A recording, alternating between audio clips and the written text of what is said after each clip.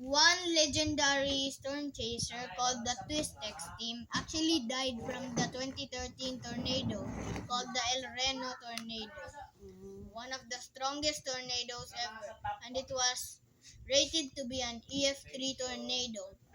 It had max wind speeds about 370 miles per hour wind speeds. And after that, only the Twistex team died.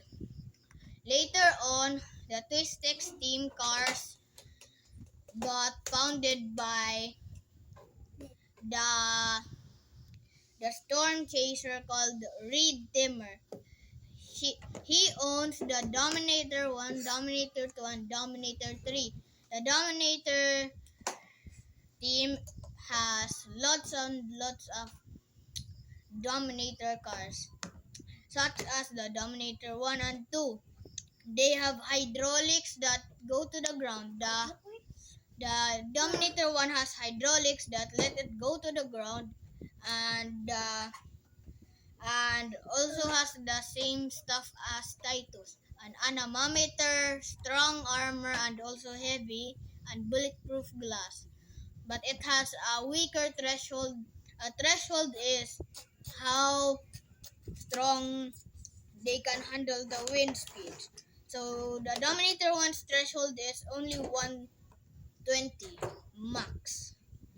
And the Dominator 2 has a max threshold of 200 miles per hour. And the Dominator 3 has a max threshold rated to 210 miles per hour. And by then, they made another car called the Dominator 4. It's not like an armored car that has spikes, hydraulics, or any of those. It only has an anemometer, a mesonet. A mesonet works with the anemometer. An anemometer is connected to the mesonet. And after that, the the Dominator 4 only has a mesonet and a radar. Radar? And it's, yes, that scans tornadoes. And Dili ka afraid, ana? Di man. Magmumon kang storm chaser? Why? di man, sa Roblox mo gani na yung mga storm chasing cars. And after that, the Dominator 4 turned out to be a probe truck that drops probes and runs as fast as they can.